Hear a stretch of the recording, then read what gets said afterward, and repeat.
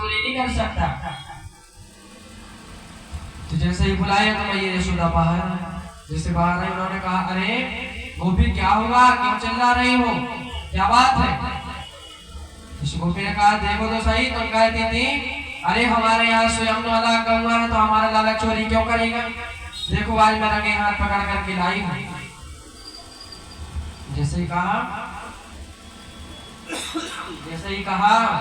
तो मैया ने कहा तने के देखो तो सही कि हमारा लाला है कि तुम्हारा घरैया है। जैसे उस गोपी ने मुड़ करके देखा, पीछे उसके पति देव खड़े थे। जैसे उसने देखा तो उसको बहुत लाज लगी। उसने कहा अरे आप कहां से आ गए। उसने कहा जब से तो हम बोल रहे छोड़ दे तुम बात सुन ही नहीं मेरी। तो आज जैसे ही गोपी को बड़ा अचंभा और बड़ी शर्म लगी, तो गोपी ने कहा तो कन्हैया कहाँ गया, चमत्कारी भी हो गया। इतने में मैया कहने लगी तुम लोग कोई देखती तो हो नहीं, हमारे लाला को बदनाम करती हो। ऐसे अगर तुम लोगों ने बार बार चोरी लगाई तुम्हारे कन्हैया को तो विवाह ही नहीं होगा, पहले से बदनाम करते जा रही हो। कहने लगी हमारा लाला तो सो रहा है। और मैया ने जैसे ही बुलाया तो आंखें मीटते हुए कन्हैया आ गए बाहर। कहने लगे क्या हुआ मैया। गोपियों ने कहा ये भी बड़ा नाटकी है, अभी तो ये माखन चोर था, मटकी फोड़ था, तो ये जादूगर भी हो गया। तो इस प्रकार से भगवान जो है और ब्रज में सुंदर सुंदर लीलाओं को करते जा रहे हैं। और कंस के भेजे हुए अरिष्टासुर, अगासुर, बगासुर, धेनुकासुर ऐसे राक्षसों का संहार करते जा रहे हैं। अब एक दिन की बात है, भगवान ने जो है आगे जो श्री सुखदेव जी महाराज कहते हैं परीक्षित आगे की जो कथा आती है वो कथा आती है रास पंचाध्यायी में। श्रीमद् भागवत के पंच पुराण है। यह रासलीला जो प्रसंग शुरू करते हैं, तो अगर रास का जो है अगर प्रसंग यदि सुनना है तो उसमें पहले समझना पड़ेगा। श्री हरिदास स्वामी ने लिखा है कि भागवत सुने तो भक्तों के मुख से पवित्र वाणी, और व्यास जी ने जो है नवदा भक्ति का सुंदर वर्णन किया। तो आज जैसे ही रास के प्रसंग को जैसे ही प्रारंभ करते हैं, कहते हैं गोपी का मतलब क्या है। गोपी का मतलब क्या है, तो गो का अर्थ होता है इंद्रियां और पी का मतलब होता है पी जाना। गो भी इंद्रिय ही और गोपी कृष्णम रसम प्रवती थी। तो प्रत्येक इंद्रिय से जो है कृष्ण रस का पान करती है उसे कहते हैं गोपी। और वास्तव में गोपी ऐसी नहीं है, गोपी साधारण गोपी नहीं है। ये सारी जो है वेदों की ऋचाओं ने जो है गोपियों के रूप में जन्म लिया है। और तो सुखदेव जी महाराज कहते हैं परीक्षित, जब भगवान ने कच्छप अवतार लिया तो जिन मछलियों की पुत्रियों ने सुंदर स्वरूप को देखा प्रभु के, तो उनके मन में जो है इच्छा उत्पन्न हुई कि हम भी इनकी पत्नी बनकर के सेवा करते। तो वो पुत्रियां जो है आज गोपी बनकर के ब्रज में आई हैं। जब भगवान राजा बलि को छलने के लिए गए, उस समय जो उनकी दासियां खड़ी थी और उनके मन में भी विचार आया कि अगर ऐसे हमारे स्वामी होते तो हम इनकी सेवा करते, तो वो पुत्रियां भी आकर के और आज ब्रज में गोपियां बनी।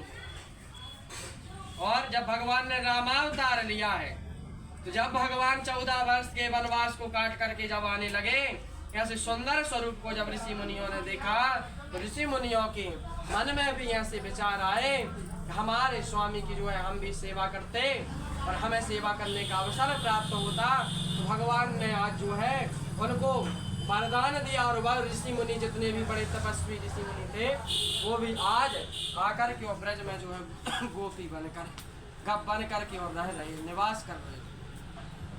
इस प्रकार से जो है सुखदेव जी महाराज वर्णन कर रहे हैं। और इस प्रकार से भगवान ने आज जो है सुंदर वेणु का निदान किया, मुरली को बजाया। जैसे ही मुरली को बजाया तो मुरली कहाँ से आई थी, मुरली का प्रागट्य कैसे हुआ। कहते हैं कुबेर के बागे में बांसे ओगो, कुबेर के बागे में बांसे ओगो सो बंसी के हेतु रखाए रही थी और लाए हते सन का देखे जी सो आने वशिष्ठ ने सोधे दही थी और छीली महेश ने छाटी गणेश ने और ब्रह्मा जी ने कटे छिद्र करी थी सो तो मैं राधा चुराए लाई 9 करोड़ की कीमत की मुरली। ये कोई साधारण बांसुरी नहीं थी प्रभु के हाथ में। इस प्रकार से जो है कुबेर के बाग में बांस उगा था और जिसको दिन रात जिसका चंचन किया, जिसकी सेवा की थी, उसके बाद में सनकादिक मुनि उसको लेकर के आए। वशिष्ठ जी ने उसका शोधन किया और शंकर जी ने उसको छीला, गणेश जी ने छाटा, ब्रह्मा जी ने उसमें जो है छिद्र करे, जिन छिद्रों से उसमें स्वर निकलते हैं। तो इस प्रकार से जो है ब्रह्मा जी ने उसमें कट छिद्र की। कोई साधारण बांसुरी नहीं थी जो त्रिलोकी को अपने बस में कर ली थी। स्वयं सरस्वती जी विराजमान थे उसमें। इस प्रकार से जो है उसे वेणुनाद किया, भगवान ने वेणुनाद किया। निशम्य गीतम नंद गंग वर्धनम ब्रजस्त्रिया कृष्ण गृहीत मानसा आजग मुरन्यो नमलक्षितोद्यमा सायत्र कांतो जबलूल कुंडला। कहते महाराज क्या कहा महाराज, जैसे ही शरद पूर्णिमा की रात्रि में भगवान ने वेणु का निनाद किया, वेणु का निनाद किया यमुना किनारे पर जो है कदम्ब के वृक्ष पर जैसे ही निनाद किया तो भगवान ने जैसे ही निनाद किया तो आज वेणु के नाद को सुन करके यमुना जी की जो कलरव आवाज थी थम गई वेणु के निनाद को सुनने के लिए। वृक्ष जो है कल कल कर गए और जो है हिलने डुलने लगे। सभी जीव जंतु शांत होकर के उस वेणु के निनाद को सुनने लगे, उस धुन को। जैसे ही गोपियों ने उस धुन को सुना तो गोपी जो है अपने घर में अपने गृह कार्य कर रही थी, अपने अपने कार्यों में संलग्न थी। रात्रि के समय में सभी गोपी, तो एक गोपी जो थी गाय धो रही थी। तो जैसे ही उसने मुरली की धुन को सुना तो दूध का बर्तन वहीं पर पटक दिया और जो है भगवान से मिलने के लिए दौड़ पड़ी। कहते परीक्षित है और दो एक गोपी जो थी अपने बच्चों को गोद में लेकर के और जो है दूध पिला रही थी और जैसे ही उसके कानों में उस वेणु की उस मुरली की ध्वनि पड़ी, उसकी आवाज जैसे ही पड़ी, उसने जो है अपने बालक को वहीं पर पटका और जो है भगवान के मिलन के लिए दौड़ पड़ी। इस प्रकार से सभी गोपियों ने जैसे जैसे ही सुना तो एक गोपी तो अपनी आंखों में काजल लगा रही थी, सुंदर श्रृंगार कर रही थी।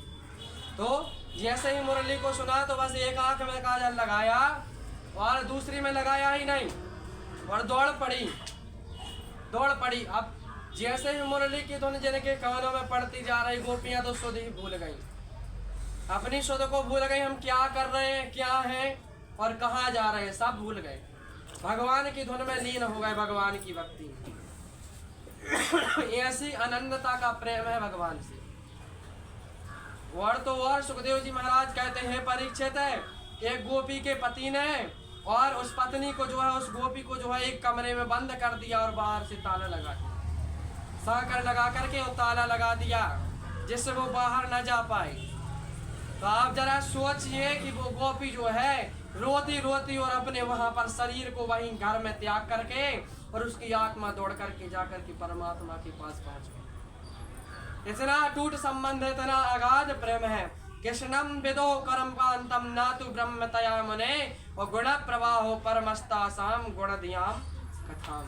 कहते हैं गोपियों का जो कृष्ण के प्रति अनुराग है, ये जो अनुरक्ति है महाराज, राजा परीक्षित कहते हैं महाराज, ये जो प्रेम है ये प्रेम तो नहीं है महाराज, ये तो कांत मानती है, उन्हें प्रियतम मानती हूँ और ऐसा मान करके कृष्ण के चरणों में प्रेम करती हूँ। तो कहते हैं कि अच्छी बात है। आदरणीय सुखदेव जी महाराज कहते हैं राजन, मैंने पहले ही तुम्हें बताया था कि किसी भी भाव से कृष्ण के चरणों में प्रेम करो, तन्मयता आनी चाहिए उसमें। तो तन्मयता जब आएगी जब कृष्ण मिलाप की विरह अग्नि आपके हृदय में प्रकट होगी। भगवान से मिलने की अग्नि जब आपके हृदय में प्रकट होगी तभी तन्मयता आएगी।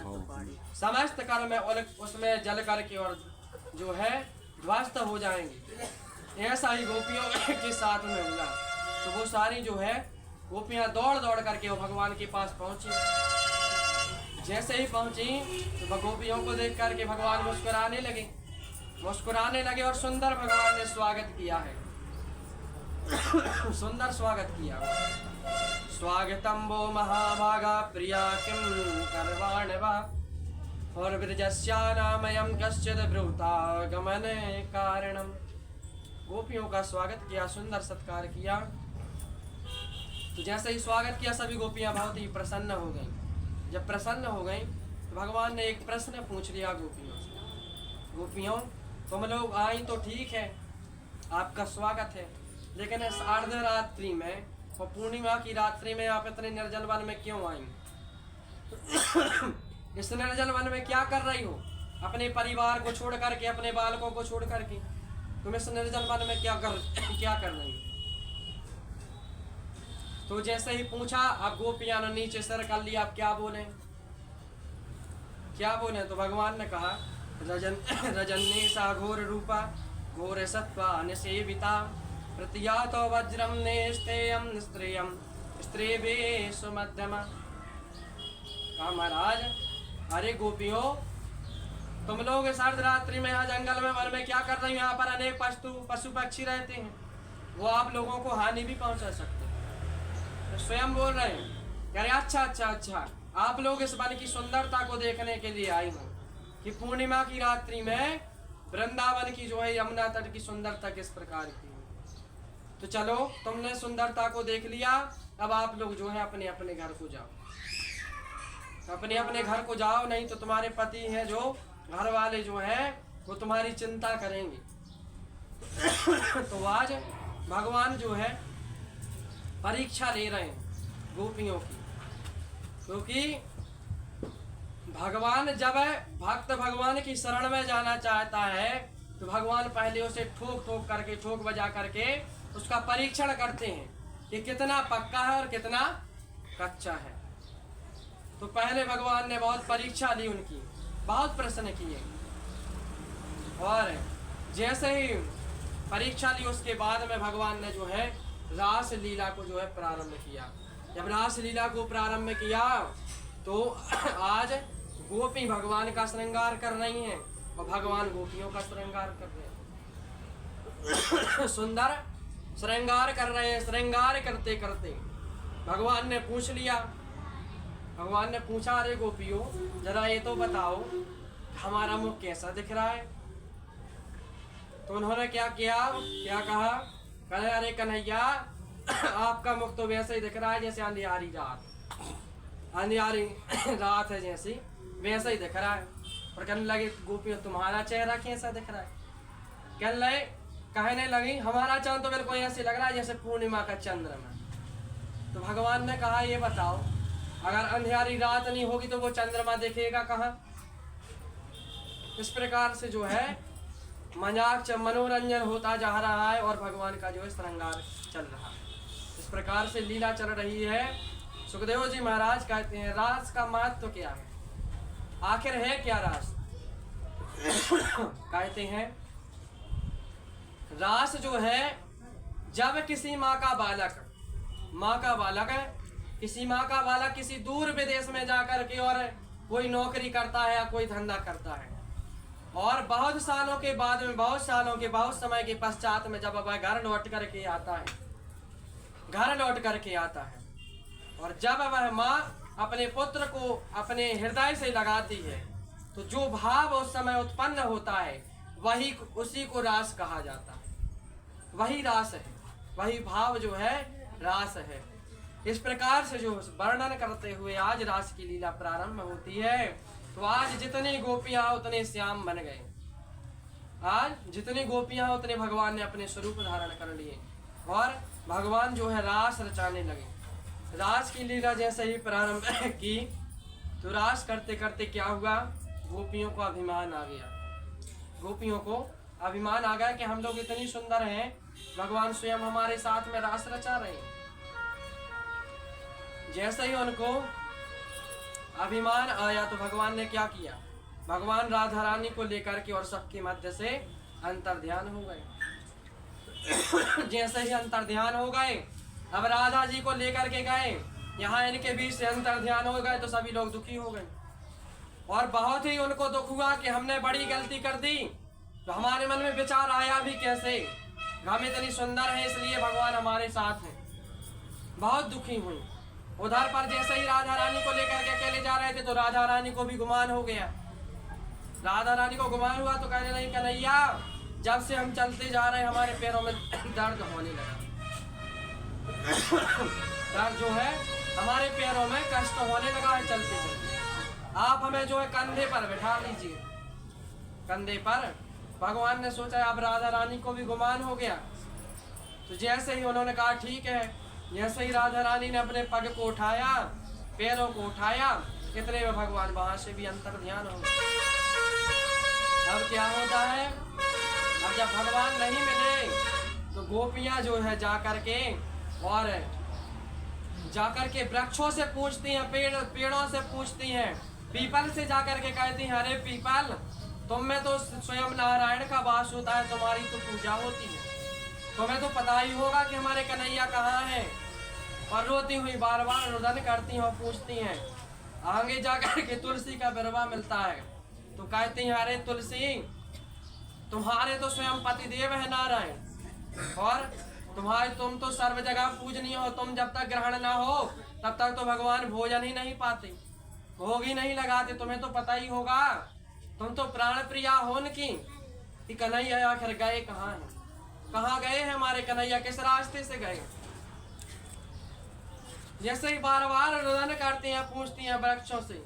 जिस प्रकार जो है रामचरित में, रामायण में जब श्री सीता जी का हरण हो गया तो भगवान की कैसी हालत हुई थी। सीता जी का हरण हुआ तो विरह में भगवान की क्या हालत हो गई थी। पशु पक्षियों से वृक्षों से पूछते पड़ते थे कि हे खगमृग हे मधुकर श्रेणी, और तुम्हें देखी सीता मृग नैनी। उस परमात्मा की ऐसी हालत हो गई है, ऐसी हालत हो गई थी। ऐसा होता है विरह। सच्चा प्रेम जब किया जाता है तो ऐसा विरह होता है, ऐसी विरह की वेदना होती है। सारी गोपियां जो है विरह की वेदना में वृक्षों से पूछती फिर रही, पशु पक्षियों से पूछती फिर रही, तुमने हमारे कन्हैया को देखा। पृथ्वी से पूछती फिर रही। और इस प्रकार से विचरण करती करती हुई जब राधा रानी से मिली, राधा रानी से कहा, अरे किशोरी जी आपको भी प्रभु छोड़ करके चले गए। उन्होंने कहा हाँ। जा करके सभी गोपियां जा करके यमुना किनारे पर बैठ जाती हैं और कहती हैं, हे प्रभु अगर आपने हमें दर्शन नहीं दिए इसी क्षण जो है हम इस यमुना जी में और छलांग लगा करके अपने प्राणों को त्याग देंगे, क्योंकि आपके बिना तो हम इस जीवन को सोच ही नहीं सकते, जी ही नहीं सकते आपके बगैर। तो जैसे ही उन्होंने छलांग लगाने की बात कही और इतने में भगवान जो है दौड़े दौड़े पीताम्बर जो है धरती में भूमि में लटोड़ता आ रहा है और भगवान जो है दौड़ लगा करके आते जा रहे हैं। और प्रभु ने आते ही जैसे ही आए तो गोपियों के जो है उस पीताम्बर से अश्रु पूछने लगे, आंखों की आंसू पहुंचने लगे भगवान। तो आज गोपियों ने कहा, महाराज हम ये नहीं चाहते थे कि आपको हमारे कारण पीड़ा हो, परेशानी हो, बताइए हमारे कारण आपको जो है इस प्रकार से दौड़ते हुए इन कंटकों में हो जंगलों में से दौड़ते हुए आना पड़ा। गोपियों ने बहुत दुख प्रकट किया और बहुत ही क्षमा प्रार्थना की। उसके बाद में और रास की लीला पुनः प्रारंभ हुई। जब रास की लीला प्रारंभ हुई तो इतने में क्या हुआ, अब कामदेव को भी अभिमान आ गया। कामदेव आकाश मार्ग से देख रहे थे इस निर्जन वन में कई स्त्रियों के बीच में कन्हैया अकेले हैं जो रास रचा रहे हैं। उन्होंने देखा इतने एक पुरुष के बीच में इतनी लोग महिलाएं हैं, इतनी सारी महिलाएं, इतनी गोपी हैं, फिर भी इनके मन में काम भाव उत्पन्न नहीं हुआ, ये कैसे हो सकता है? तो क्या किया कामदेव भगवान ने? अपने तीक्ष्ण से तीक्ष्ण बाणों का प्रहार किया। उस समय एक से एक बाणों का प्रहार किया उस समय उस रास में। लेकिन भगवान ऐसे महायोगी हैं, योग योगेश्वर कहा गया प्रभु को कि भगवान ऐसे योगी है, उन तीक्ष्ण बाणों का जब कोई प्रभाव नहीं हुआ तो कामदेव स्वयं समझ जाते हैं कि जो है पर ब्रह्म ने, परमेश्वर ने जो है इस सृष्टि में अवतार ले लिया है। आकर के भगवान से 12 श्लोकों में क्षमा प्रार्थना की, हाथ जोड़ करके प्रार्थना की। अब रास चलते चलते, रास कितने दिन का था? जो पूर्णिमा का रास था वो एक आध दिन नहीं चला था, एक रात। पूर्णिमा की रात जो थी 6 महीने की रात हुई थी। 6 महीने किसी को पता नहीं चला किस तरह व्यतीत हो गए, ना दिन का पता ना रात का, रात से दिन हुआ ही नहीं। तो इस प्रकार जैसे ही रास चल रहा था, इतने में पार्वती जी जो है रास में जा रही थी, रास के लिए तैयार होकर के जा रही थी। बाबा भोलेनाथ ने पूछा, अरे देवी कहाँ जा रही? पार्वती जी ने कहा, बाबा वृंदावन में जो है रास रच रहा है, रास लीला चल रही है, तो हम उसी रास में सम्मिलित होने के लिए जा रहे हैं। जैसे उन्होंने कहा कि हम रास में सम्मिलित होने के लिए जा रहे हैं, तो बाबा ने कहा, अरे देवी अगर रास रचा है तो रास में तो हम भी चलेंगे। उन्होंने कहा, बाबा आप कैसे जा रहे हैं? वहां पर तो केवल और केवल गोपियों का ही जाना है और कोई उसमें प्रवेश ही नहीं कर सकता, आप कैसे जाओगे? तो देवी और कोई उपाय है? पार्वती जी ने कहा, बाबा और तो कोई उपाय नहीं है, क्योंकि वहां पर स्त्रियों के अलावा जाना वर्जित है। तो बाबा ने कहा, एक काम करो देवी, हमें भी सखी बना दो, गोपी बना दो। जैसे कहा तो आज पार्वती जी ने बाबा भोलेनाथ का जो सुंदर श्रृंगार किया।